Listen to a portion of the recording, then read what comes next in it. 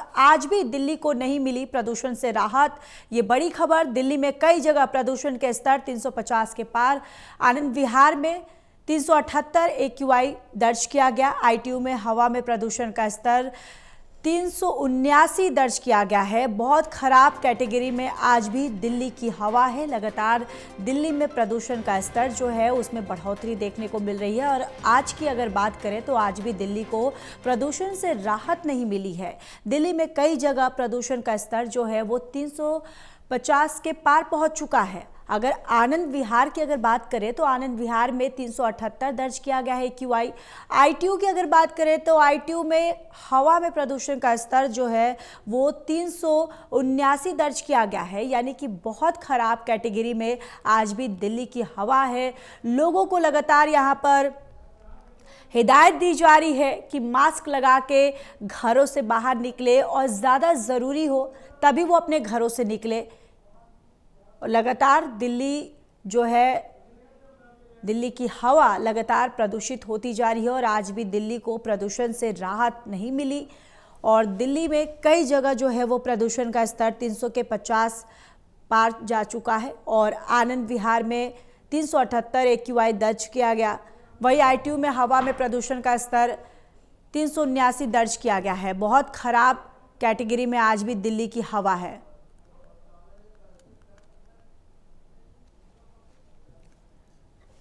तो ये बड़ी और इस वक्त की एक महत्वपूर्ण जानकारी। आज भी दिल्ली को प्रदूषण से राहत नहीं मिली। जहां दिल्ली में कई जगह प्रदूषण के स्तर 350 के पार और लगातार दिल्ली की हवा जो है वो प्रदूषित होती हुई नजर आ रही है।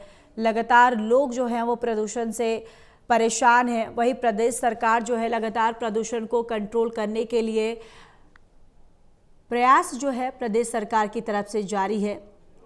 और आज तो दिल्ली के कई ऐसे इलाके हैं जहां पर AQI 300 के 50 पार जा चुका है। और आनंद विहार में 378 AQI दर्ज किया गया। आईटीयू में हवा में यानी कि आईटीओ में हवा प्रदूषण स्तर जो है वो 379। बहुत खराब कैटेगरी में आज भी दिल्ली की हवा।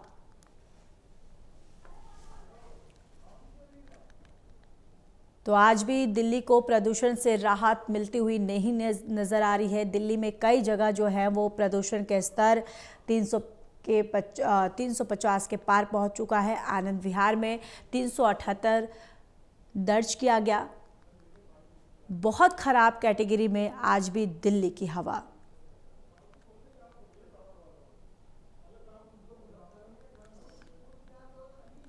तो बड़ी और इस वक्त की एक महत्वपूर्ण जानकारी। लगातार दिल्ली को प्रदूषण से राहत नहीं मिल रही है और आज भी दिल्ली को प्रदूषण से राहत मिलती हुई नहीं नज़र आ रही है। दिल्ली में कई जगह प्रदूषण के स्तर 350 के पार पहुंच चुका है।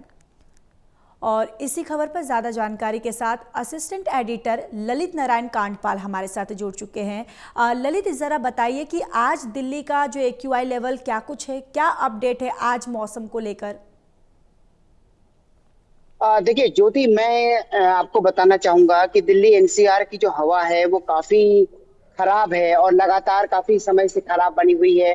हमने पिछले दिनों देखा कि इसको लेकर पॉलिटिक्स भी काफी ज्यादा हुई थी और आज भी जो है लगातार इसको लेकर एक तरीके से अगर पैरामीटर देखें, AQI देखें, AQI में PM 2.5 का लेवल देखें तो वो आज भी आनंद विहार में 378 यानी कि 378 बना हुआ है। और इसी तरह से आईटीओ में जो है वो 350 के आसपास बना हुआ है।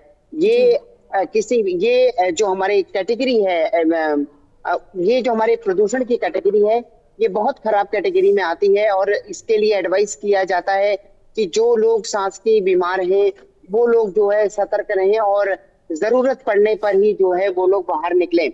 और जिस तरीके से हम देख रहे हैं कि लगातार दिल्ली में एयर पोल्यूशन की स्थिति बहुत खराब बनी हुई है, वो अपने आप में काफी गंभीर है। और अब देखना होगा कि क्या वेस्टर्न डिस्टरबेंस कोई आता है या फिर किसी और तरीके की, जैसे अभी बीच में हमने 2 दिन देखा कि हवा चली तो उसके बाद प्रदूषण से काफी राहत मिल गई थी। लेकिन आज जो है एक बार फिर से जो है कोई राहत नहीं दिखाई दे रही है। हवा की स्पीड भी काफी कम है और ये इंडिकेट करता है कि प्रदूषण बढ़ रहा है। तो इस स्थिति अभी भी ये है कि कहीं 378 है, 350 है, तो कुल मिलाकर बहुत खराब स्थिति में दिल्ली का प्रदूषण लेवल है। जी बिल्कुल। और ललित, जमीनी स्तर पर प्रदेश सरकार की तरफ से क्या कुछ तैयारियां की जा रही है कि प्रदूषण को नियंत्रित किया जाए, कंट्रोल किया जाए?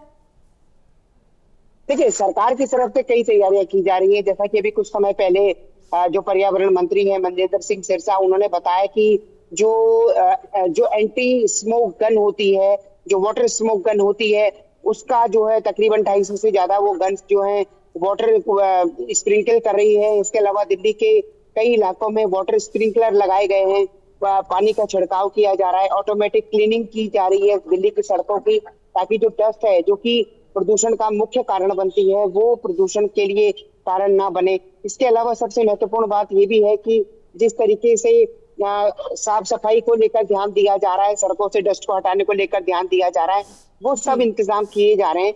लेकिन बावजूद उसके हवा की स्पीड 0 होने के कारण या काफी कम होने के कारण, एक तरीके से कह सकते हैं, उसके कारण जो है प्रदूषण का स्तर बढ़ जाता है और जो वेहिकुलर प्रदूषण है उसको लेकर भी परेशानी जो है सामने आती है। जी जी बिल्कुल। चलिए ललित, तमाम जानकारी के लिए धन्यवाद।